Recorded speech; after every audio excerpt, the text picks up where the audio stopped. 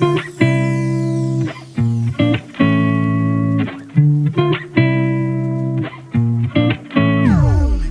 fait, c'est venu, I will translate my letter for you, Marina. C'est venu quand on a fait le convoi des Ukrainiens. D'abord, ça a commencé par l'Isère, vous l'avez tous suivi dans le rapport. Après, ça a été Chamonix. Ils ont vu, et puis à un moment donné, j'avais fait un Zoom avec Jean-Pierre évidemment, et j'ai invité d'abord tous les présidents des clubs en Ukraine, en Pologne et en Roumanie, avec les 18 gouverneurs au niveau national, de manière à entendre et à écouter les besoins réels des Ukrainiens à cette époque. Et j'ai invité à ce moment-là, quelqu'un m'a dit de Lyon, donc du district 1710 de Lyon, il m'a dit on connaît quelqu'un, c'est Alina qui est là, elle est ukrainienne, elle n'est pas du tout réfugiée, simplement elle a une société, elle avait une société en Ukraine, d'accord.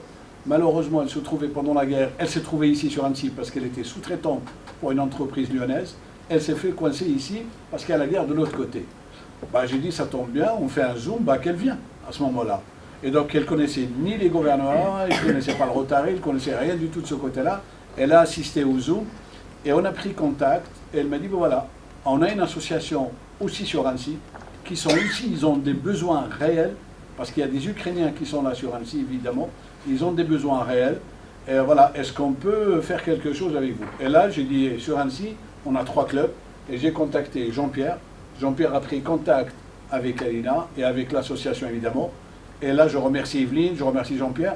Ils ont déjà commencé à faire du bénévolat entre guillemets, en tout cas pour l'enseignement de la langue française, en tout cas pour ces Ukrainiens, parce que ça commence par là. Si on ne parle pas la langue, malheureusement, on ne peut rien faire d'autre. Voilà. Et ça commence déjà. Merci Evelyne de donner en tout cas ton temps, c'est vraiment super.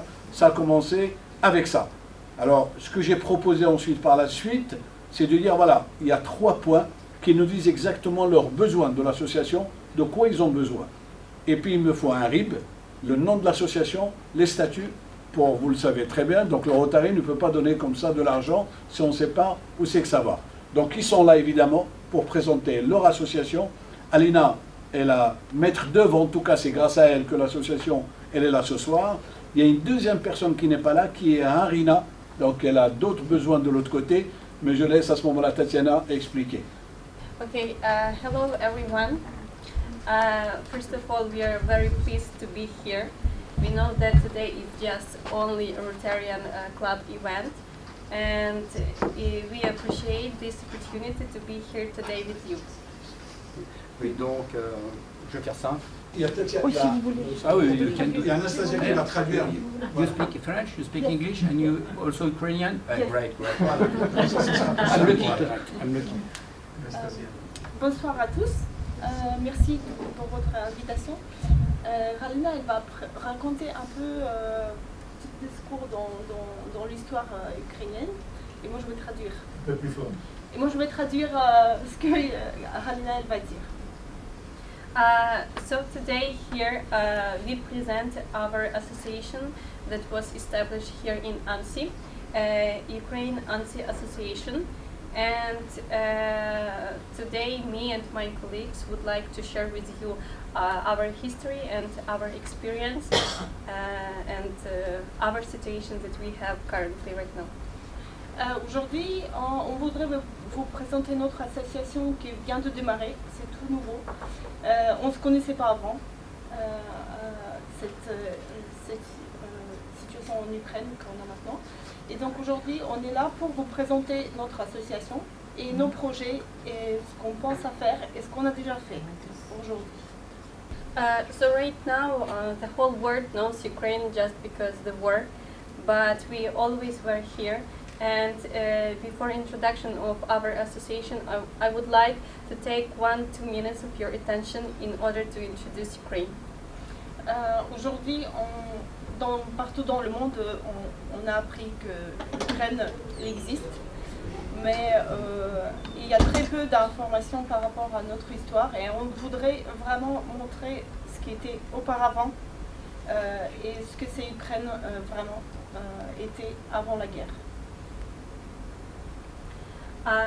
Okay, so right now we have war 2 months ago war started in Ukraine, but Ukrainian civilization started 4,800 years before Christ.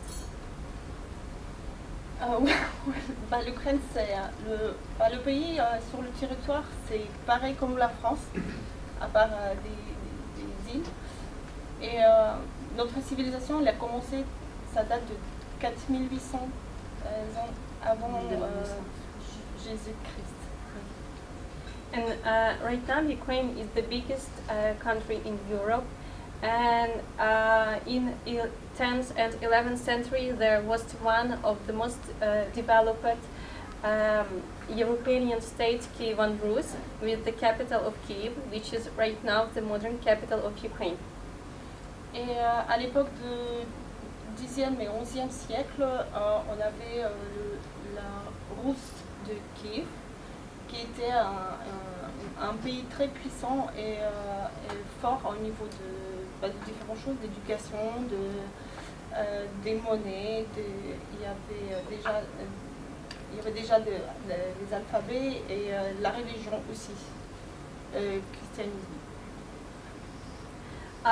So actually this is our history, and right now we need to protect our history because our foreign country try to steal this history from us and present our history as their history, the Russian history. Aujourd'hui, ce qui est important pour nous, c'est de préserver notre histoire à nous, pour que ça ne soit pas mélangé avec l'histoire de la Russie, qu'ils essayent de nous voler directement. Et c'est pour ça qu'on va vous faire quelques découvertes si jamais vous ne l'avez pas su encore.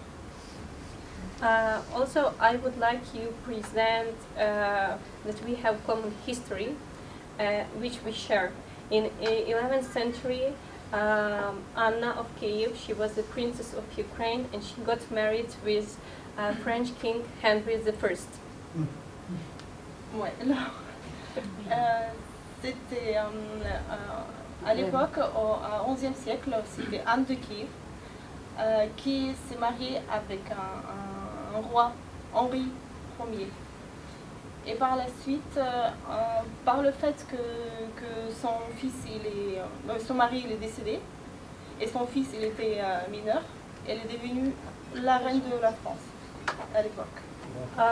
So actually this was one of the most famous bride couple at the time, and during the time they ruled France achieved their peak in the economy and also on political arena. Et qu'elle était la bonne reine à l'époque parce qu'elle était très active et elle a lancé beaucoup de projets et s'était prouvé qu'elle a fait la France plus forte économiquement et aussi elle a développé beaucoup de relations en Europe. Did you send this story to our president, to Emmanuel Macron?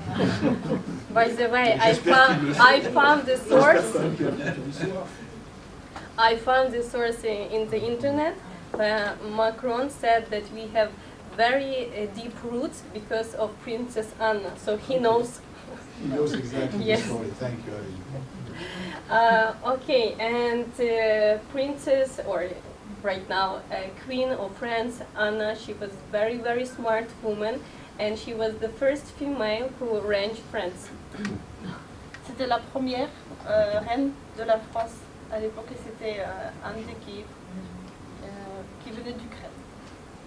And very often you can find her as granny of 30 European kings. So this marriage brought to Europe 30 European kings, and meaning that we shared not only common history, but we are also connected by blood. We are like family. Et ce qui est arrivé que Anne de Kiev, elle est devenue la grand-mère de 30 rois français, ce qui nous fait nous réunir pas que par le territoire qu'on se trouve très près l'un de l'autre, mais aussi par le sang. And if going to modern world, I must say that Ukrainian people We are very educated people, and the first university in Eastern Europe was actually opened in Ukraine. La première université qui était ouverte en Europe de l'Est, c'était justement en Ukraine, en 1576. 70% of our population, we all have higher education, and also in 2019 year, Ukraine became the biggest supplier of IT resources to Europe. Plus de 70% de notre population, elle possède des diplômes de faculté d'université. Et en 2019, l'Ukraine, elle a livré la plus grande quantité de spécialistes en informatique au monde. Also, Ukraine is known as breadbasket in Europe because 70% of our territory is covered with black solid, and it makes us one of the most fertile country in the world. We are leading producer of sunflower oil and also of grain. Et aussi l'Ukraine, c'est le grenier de l'Europe pour la farine, du blé, du cuir du pain, mais aussi l'huile de tournesol, qu'on a tous un peu vu dans le magasin. Ça a commencé de poser des problèmes. And also we are honored to be developers of the most biggest airplane in the world. Its name Mriya, what it translates as a dream. Et aussi c'est notre fierté, le plus grand avion transporteur qui s'appelle Mriya. Cela veut dire l'espoir.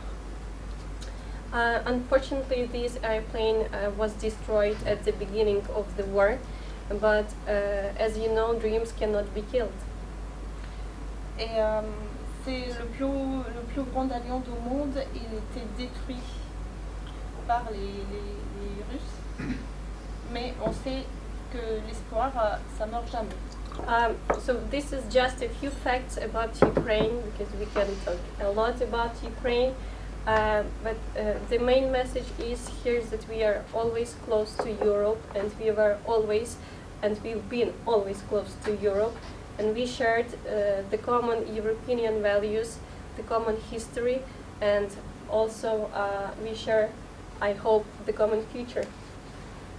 Aussi, on peut parler beaucoup de notre pays parce que c'est évident, mais ce qu'on voulait dire surtout, c'est qu'on partage les valeurs européennes et qu'on espère qu'aujourd'hui on est ensemble et qu'on a le futur ensemble aussi avec l'Europe.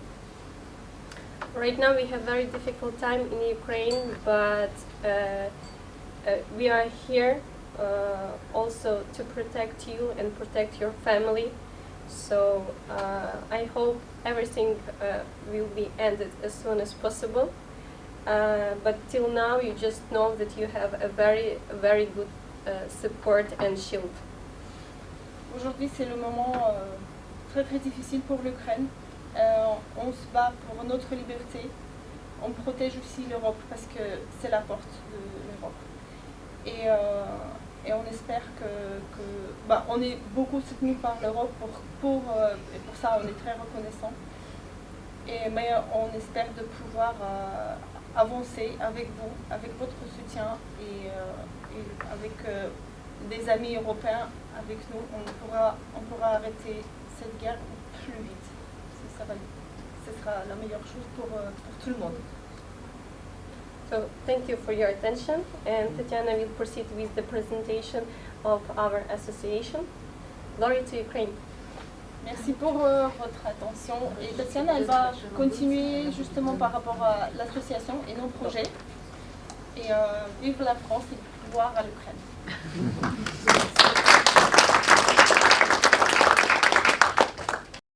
Alors, nous nous avons créé cette association récemment, c'était que l'association a été créée par la présidente Yarina, qui était malheureusement absente ce soir, le 28 février 2022. Et l'association était créée par les Ukrainiennes qui vivent en France à un certain moment pour aider nos compatriotes à s'adapter, s'intégrer dans la situation, dans la vie en France. Et donc notre mission, c'est de venir en aide aux Ukrainiennes victimes de la guerre en France et en Ukraine. Donc ici, nous vous présentons nos actions que nous faisons actuellement. Ces actions socioculturelles pour aider la cause ukrainienne, aide humanitaire et financière aux Ukrainiennes en France et en Ukraine, accueil, accompagnement, soutien, intégration des réfugiés ukrainiens en France, représentation de la communauté ukrainienne auprès des autorités françaises et développement du réseau et des relations économiques entre Ukrainiens et les Savoies. Donc ici, Action socioculturelle, nous organisons chaque samedi ou chaque dimanche manifestation devant la mairie Annecy pour regrouper le peuple ukrainien et, dans la région et pour rappeler aux gens la cause et la problématique actuelle. Prévoyons également plusieurs actions à venir telles que témoignage devant la projection du film, c'est un réalisateur ukrainien, Oleg Sentsov, à la Turbine à l'occasion du mois du cinéma européen qui aura lieu le dimanche 8 mai. Nous prévoyons aussi samedi 14 mai, stand ukrainien à Beaulieu à l'occasion Annecy Fête l'Europe. On est en train de discuter de mettre à l'honneur animation ukrainienne à l'occasion du Festival international du film d'animation en juin. Ça aussi, on est en train de discuter exposition de dessins des enfants arrivés sur le sol français. Et aussi, nous prévoyons en décembre stand ukrainien à Beaulieu à l'occasion du Noël des Alpes. L'aide humanitaire et financière aux Ukrainiens en France et en Ukraine. Nous sommes associés avec un mouvement citoyen du bassin ancien avec l'organisation Annecy Solidarité Ukrainienne. Nous sommes bénévoles pour collecter, packager et acheminer les dons qui sont apportés à la Chambre du commerce et de l'industrie d'Ivano-Frankivsk par un camion ukrainien. Il existe déjà 20 points de collecte fixes aux alentours d'Annecy en ce moment. Il y a un semi-remorque qui fait l'envoi régulièrement chaque mois en Ukraine. Voilà, ça c'est les photos. C'est l'association, la nôtre et l'Annecy aussi ukrainienne, avec tous les packages que nous faisons et les collectes. Et nous prévoyons aussi les actions, donc nous voudrions avoir une collecte à Monoprix à la vieille ville d'Annecy et aussi à Biocoop, ça on est en train de discuter actuellement. Nous faisons l'accueil de réfugiés ukrainiens dans deux lieux, c'est Poledre à Seydon et Café du Curé à Annecy. Nous aidons Ukrainiennes dans toutes les questions administratives. Nous écoutons et coordonnons nos compatriotes dans tous les besoins. Annecy, Poledre, c'est les photos, ça c'est Café du Curé. Maintenant, nous organisons chaque mercredi cours de français. Ainsi, nous faisons refonte des CV, recherche d'emploi, cours de théâtre et de danse pour les enfants. À partir de mai, ce sera le cours de yoga par adultes et par enfants, traduction, sortie culturelle. Nous avons déjà fait à soirée à l'occasion aussi des Pâques orthodoxes, c'était ce samedi. Donc, on a fait hier cette manifestation devant la mairie. Ici, nous aidons en traduction auprès d'autorités françaises comme la préfecture, la Croix-Rouge, OFI.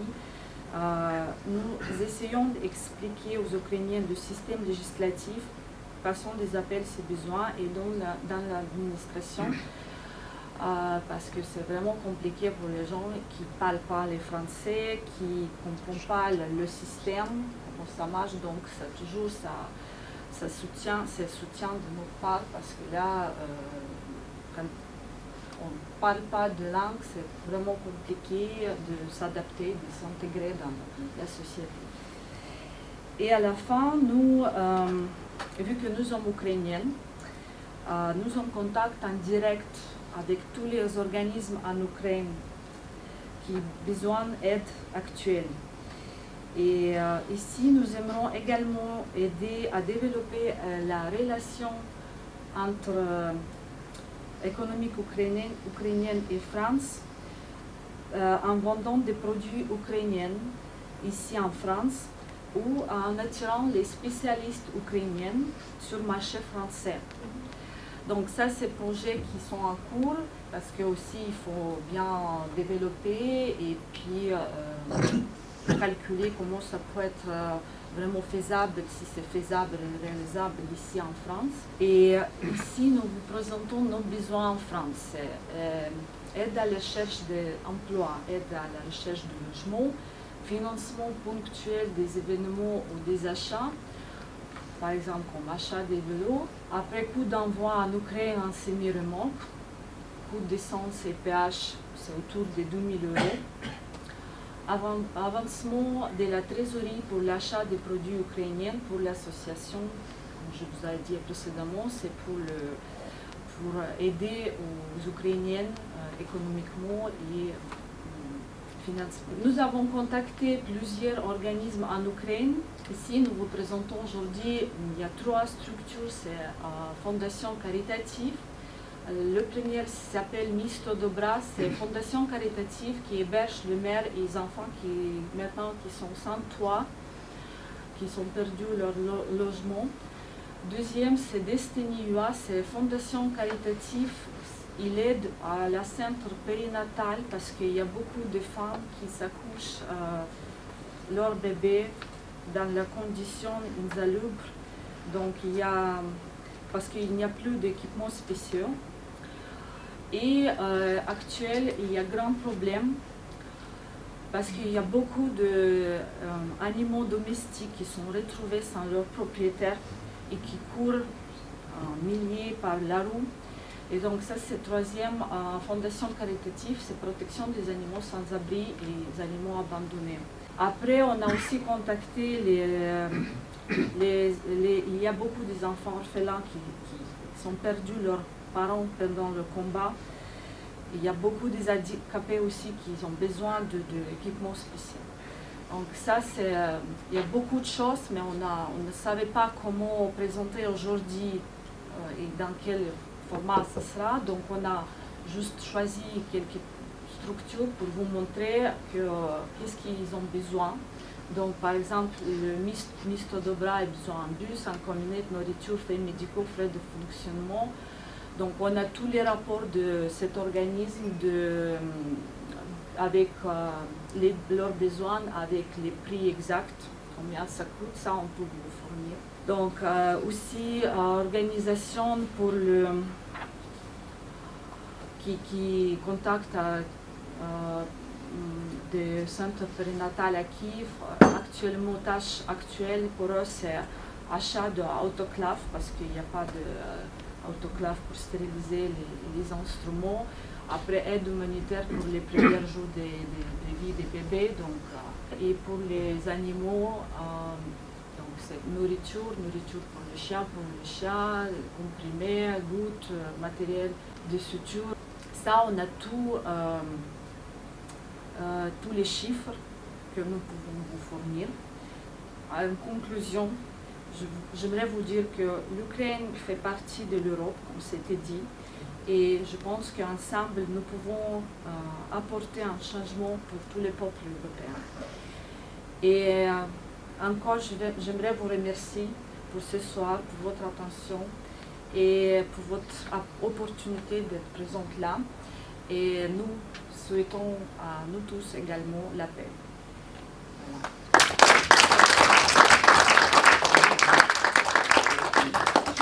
rajouter juste un petit moment. C'est que ce qu'on a remarqué ici, l'initiative citoyenne ici sur Annecy, c'est énorme. Enfin, pas sur Annecy, autour du lac, parce qu'il y a la rive Est, il y a Annecy Solidarité Ukraine, et c'est des gens formidables, vraiment. Ils font beaucoup pour l'Ukraine en déposant de l'aide humanitaire là-bas, directement. Ou que ce soit les réfugiés qui sont là, ils donnent beaucoup de leurs moyens pour leur aider. Et donc ce qu'on a compris en voyant tout ça, c'est que ça nous a impressionné vraiment, cet esprit de solidarité. Et ce qu'on a compris que financièrement, entre guillemets, c'est pas grand-chose qu'ils ont besoin ici, parce qu'il y a beaucoup de gens qui les aident avec le logement, avec des vêtements, avec des produits et tout ça. Ce qu'on a besoin, c'est de les intégrer au plus vite possible, on va dire. Ils savent tous que sans langue française, ils ne peuvent pas avancer. C'est pas possible et c'est normal. Et donc notre but, c'est de les faire autonomes au plus vite, qu'ils apprennent la langue et qu'ils puissent travailler et intégrer la société française jusqu'au moment qu'ils pourront revenir chez eux. Et pour ça, c'est vrai que c'est des gens souvent avec des grands diplômes et tout, mais aujourd'hui, ils sont conscients qu'ils sont prêts de faire le travail. Ils se moquent de ce genre de travail. Le plus important, c'est de pouvoir rentrer dans le monde du travail et d'avancer avec le français et de vivre sur leur salaire et pas sur des aides et rester sans rien faire. Voilà, merci. Merci. Je vais rajouter 2-3 bricoles, puis je te donnerai le micro après Albert, parce que là, ça dépasse Annecy, là, l'aide du Rotary. Alors nous, modestement, on a commencé, parce qu'effectivement pour l'intégration, les cours de français, donc on a commencé modestement mercredi dernier au Café de la Cure. Donc Evelyne et moi, donc on s'est au Café du Curé, donc on avait dit à Yarina, on est un peu des amateurs, mais on a un gros cœur, donc même pas peur, on vient. Puis je lui ai dit, attention, c'est un premier contact. Hein. First contact. Oh yes, guy, no problem. 2 minutes de retard, on regarde, le café il était plein. Ce qui vous témoigne de l'urgence, de l'envie. Donc on a commencé, et puis le côté un peu bouleversant,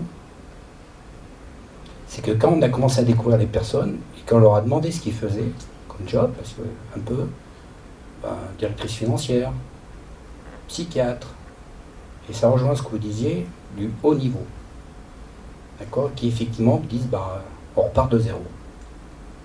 Donc déjà, première claque.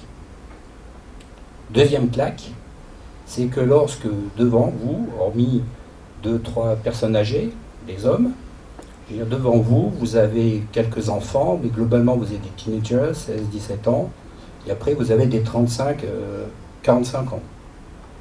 Donc ça veut dire que les frères sont à la guerre, que les maris sont à la guerre. Et quand vous voyez la dignité, c'est la deuxième claque. Donc, il n'était pas possible de ne pas les aider. Donc, mercredi, on repart refaire des cours de français. Donc nous, on est plutôt dans une approche, donc il y a un cours très académique de français au polyèdre. J'apprends les conjugaisons, les verbes, les adjectifs, etc. Là, c'est leur donner des rudiments, quasiment phonétiques, quasiment, même si on a commencé à travailler sur des correspondances ukrainiennes et puis français, d'accord, juste pour avoir des rudiments pour pouvoir tout de suite aller au contact de la cité. Et de par cette immersion, et j'aurais même conseillé d'écouter la radio, de lire les journaux, même si on ne comprend pas, mais on se fait, progressivement ça arrive, etc. Et c'est pour ça que j'avais fait passer l'info, comme quoi on cherchait des personnes qui pouvaient donner des cours de français. Là on s'est mis d'accord sur des petits groupes, small groups, 10 people per group, okay, parce que c'est plus facile à gérer. Donc s'il y a des personnes, ou si vous connaissez des professeurs à la retraite, etc., que ce soit dans notre club, dans ton club Jacques, dans ton club Guy, donc vous êtes les bienvenus. Et également, vous avez vu, c'est le beau temps, il y a des enfants, etc. C'est pour ça qu'on parlait d'achat de vélos. Il y a des vélos Si on peut en donner, c'est tant mieux. Sinon, il y a des associations qui récupèrent des vélos, mais il faut les remettre en état. Donc ça rejoint la demande d'Albert qui dit please, un IBAN, d'accord, avec les statuts, etc., qui fait que de cette façon-là, on pourra faire un soutien financier structuré. Parce que ça, c'est la condition sine qua non. Je te l'aide, voilà. Je pourrais vous en dire tellement, parce que c'est tellement émouvant. Donc je préfère m'arrêter. Je te file le micro, Albert, si tu veux rajouter. Oui. Ou sans micro, d'ailleurs. Juste pour qu'on puisse saisir un petit peu ces différences entre l'association, donc Tatiana et Anastasia, entre les gens de l'association et puis les réfugiés qui sont chez nous, qui sont arrivés. On ne peut pas aider l'ensemble, c'est pas possible, parce qu'on n'est pas l'État. Donc j'ai dit on va faire la différence. Alors, aider l'Ukraine de l'autre côté, oui, on le fait déjà. Le Rotary le fait déjà au niveau du district, au niveau national, mais on le fait à travers le Rotary. On ne peut pas envoyer de l'argent, on ne peut pas envoyer de la marchandise directement à des gens qui ne sont pas rotariens. Malheureusement, c'est comme ça, c'est la règle, d'accord? Parce qu'on ne sait pas qu'est-ce qui se passe. L'humain, il est ce qu'il est. On a entendu qu'il y avait des vols, on a entendu qu'il y avait aussi un petit peu des magouilles de l'autre côté, et c'est humain, hein, donc on est en période de guerre, donc tout peut se passer. Et donc ce qui fait, on ne le fait qu'à travers le Rotary. Donc on veut bien aider, y compris en Ukraine, c'est ce qu'on fait aujourd'hui, y compris cette association-là, s'ils nous donnent, si eux ils se mettent en contact, ce que je leur ai demandé, de se mettre en contact avec les clubs du Rotary. Alors on en a, parce que c'est avec eux qu'on travaille, on a sur Lviv, donc à l'ouest. Je voudrais juste remercier toute l'association. Je ne voudrais pas remercier Poutine évidemment, mais je remercie en tout cas l'Ukraine. C'est grâce à cette guerre-là que j'ai appris toute la géographie de l'Ukraine. Maintenant on la connaît par cœur, absolument. Et je pense que tout le pays commence à connaître exactement les coins de toute l'Ukraine, toute la géographie de l'Ukraine. Donc on a des clubs à Lviv, donc à l'ouest. On a des clubs à Odessa. On travaille avec eux. On a des clubs à Kharkiv, donc carrément à l'est, à la frontière russe, de l'autre côté, qui se font bombarder continuellement, malheureusement. Et on a aussi à Mariupol aussi. Donc voilà, on voudrait aider ces gens-là, mais on les aide à travers le Rotary. Donc c'est pour ça que j'ai demandé qu'on fasse la distinction entre l'association elle-même, et là on va les aider, il n'y a aucun problème. Je leur ai demandé les statuts, je leur ai demandé un RIB, parce qu'il faut ouvrir un compte bancaire. Sans le compte bancaire, on ne peut rien faire de ce côté-là. Et les besoins. Ils ont parlé de vélo, ils ont parlé des cours de français, on a commencé. Le vélo, on va vous les avoir, il n'y a aucun problème pour les enfants et pour les adultes qui veulent aller travailler et tout ça. Donc voilà, on va commencer par cette aide-là. Sur l'aide, alors ça c'est pour les réfugiés, sur l'aide elle-même en Ukraine, oui, à travers le Rotary. Si ce n'est pas à travers le Rotary, ça serait très difficile de rentrer sans le Rotary. C'est comme ça, c'est la règle, on ne peut donner qu'avec des Rotary, qu'avec des clubs, en tout cas en local. C'était une superbe soirée. En tout cas, merci. C'est pas fini. D'accord. Voilà. Donc, merci Albert.